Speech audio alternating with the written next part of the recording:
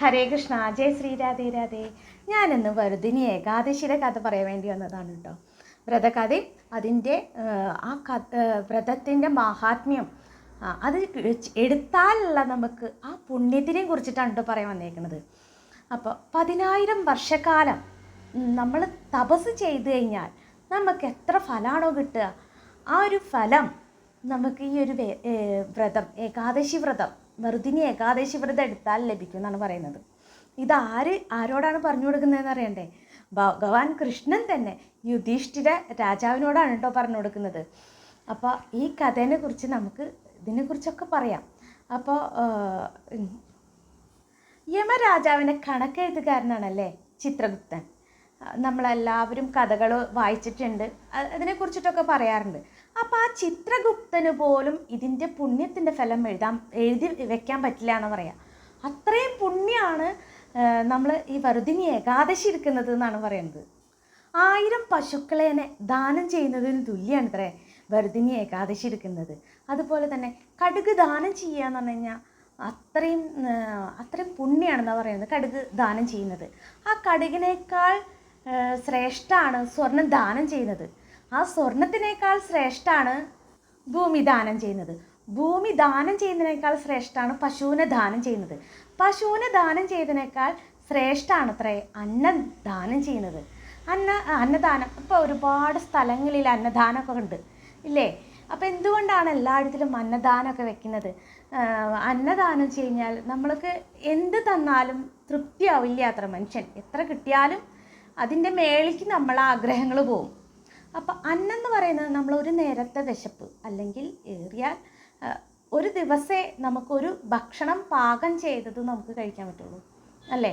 1 or 2 നേരം, അതിൽ കൂടുതൽ കഴിക്കാൻ പറ്റില്ല.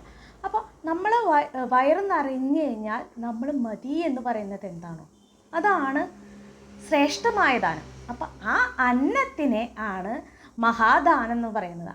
അതുകൊണ്ടാണ് എല്ലാ ദാനങ്ങളിലും വെച്ചിട്ട് അന്നദാനം ശ്രേഷ്ഠമായിട്ട് മാറിയത് കേട്ടോ. ഈ ഏകാദശി എടുത്താലുള്ള പ്രത്യേകത കൂടി ഇതാണ്. 1,00,000 പേർക്ക് അന്നദാനം കൊടുക്കുന്നതിന് തുല്യമാണ് ഈ വറുദിനി ഏകാദശി എടുക്കുന്നത് എന്ന് പറയുന്നത്. അപ്പോൾ എന്താല്ലേ, അപ്പോൾ ഇത്രയും ഒരുപാട് ഗുണങ്ങളുള്ള വ്രതമാണ് ഈ ഏകാദശി എന്നുള്ളത്. നമ്മളിൽ പലർക്കും അറിയാതെ പോവുകയാണ്. അതിനെക്കുറിച്ച് അറിയാതെ വരുമ്പോഴാണ് അതിനോട് എടുക്കാൻ താല്പര്യമില്ലായ്മ വരുന്നത്. നമ്മളിലെ വ്രതങ്ങളെക്കുറിച്ച് എല്ലാവരും പറയുക, അതിനെക്കുറിച്ച് സംസാരിച്ച് ആ വ്രതങ്ങൾ എടുക്കും തോറും നമ്മളിൽ വരുന്ന മാറ്റങ്ങൾ നമുക്ക് പക്വതയോടുകൂടി പെരുമാറാൻ കഴിയുന്നുള്ളത് ഏറ്റവും വലിയ ശ്രേഷ്ഠമായിട്ടുള്ളൊരു കാര്യമാണ് കേട്ടോ. അതുപോലെ തന്നെ ഈ ഏകാദശി ദിവസം ഉണ്ടല്ലോ, നാളെ വറുദിനി ഏകാദശിയുടെ അന്ന് നമ്മൾ എന്ത് ദാനം ചെയ്തോട്ടെ, ഇനി വെള്ളമായിക്കോട്ടെ, നമ്മൾക്ക് എന്താണോ യഥാസ്ഥിതി, നമ്മളെ ഓരോ വ്യക്തികൾക്കും അവരവരുടെ കഴിവിനനുസരിച്ച് എന്ത് ദാനം ചെയ്താലും അത് അത്രയും പുണ്യമാണെന്നാണ് പറയുന്നത്. നമ്മൾ അതിനൊന്നും പ്രതീക്ഷിക്കാതെ എന്ത് കർമ്മം ചെയ്താലും അത്രയും പുണ്യമാണെന്ന് ആണ് ഈ ഏകാദശിനെ കുറിച്ച് പറയുന്നത് കേട്ടോ. ഈ കാര്യങ്ങളെല്ലാതും ഭഗവാൻ തന്നെയാണ് യുധിഷ്ഠിര രാജാവിനോട് പറഞ്ഞു കൊടുക്കുന്നത്. അതുപോലെ തന്നെ ഭഗവാൻ വേറൊരു കഥയും കൂടി പറയുന്നുണ്ട്. അതുപോലെ തന്നെ പണ്ട് ഈ നർമ്മദാ നദീതീരത്ത് തിരുമാന്ത എന്ന രാജാവ് രാജ്യം ഭരിച്ചിരുന്നു.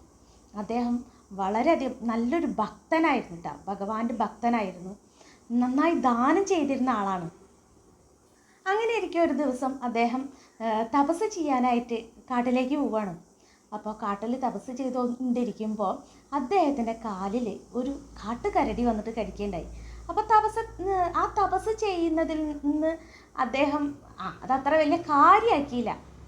തപസ് ചെയ്യല അത് കുഴപ്പമില്ലാതെ പോയിക്കൊള്ളും വിചാരിച്ചു. അദ്ദേഹം വീണ്ടും തപസ്സിലേക്ക് തന്നെ മുഴുകി. എന്തുണ്ടായി വെച്ച് കഴിഞ്ഞാൽ ആ കാട്ടുകരടി പിന്നെ അദ്ദേഹത്തിനെ കടിച്ചിട്ട് നടുക്കാട്ടിലേക്ക് വലിച്ചു കൊണ്ടുപോവുകയാണ്. അപ്പോൾ ഇദ്ദേഹം തിരിച്ച് പ്രതികരിച്ചില്ല. അത് താൻ കഴിഞ്ഞ ജന്മത്തിൽ ചെയ്ത പ്രാരാബ്ധത്തിൻ്റെ ഭാഗമായിട്ടാണെന്ന് അദ്ദേഹത്തിന് മനസ്സിലായിട്ട് ഭഗവാനെ വിളിക്കേണ്ടായി. ഭഗവാൻ വന്ന് പ്രത്യക്ഷപ്പെടുകയും ആ കാട്ടുകരടീനെ വധിക്കുകയും ചെയ്തു. എന്നിട്ട് തിരുമാന്ത രാജാവിനെ അനുഗ്രഹിച്ചു. അദ്ദേഹത്തിനോട് പറഞ്ഞു മധുരയിൽ പോയിട്ട് വറുദിനി ഏകാദശി വ്രതം എടുക്കാൻ. ആ ഏകാദശി വ്രതത്തിൽ വരാഹമൂർത്തി സ്വരൂപമായിട്ടുള്ള ഭഗവാന്റെ 3ാമത്തെ അവതാരമായിട്ടുള്ള ആ വരാഹമൂർത്തിയെ പ്രാർത്ഥിച്ചിരിക്കാനും പറയുകയാണ്. അപ്പോൾ നിർജ്ജലായിട്ട് അദ്ദേഹം ആ വ്രതം പൂർത്തീകരിച്ചതിന് ശേഷം ഭഗവാൻ പ്രത്യക്ഷപ്പെട്ടിട്ട് അദ്ദേഹത്തിന് അപ്പോഴത്തേനും ആ കരടി കടിച്ചിട്ട് ഒരു കാലിൻ്റെ പകുതിയോളം നഷ്ടപ്പെട്ടിരുന്നു കേട്ടോ.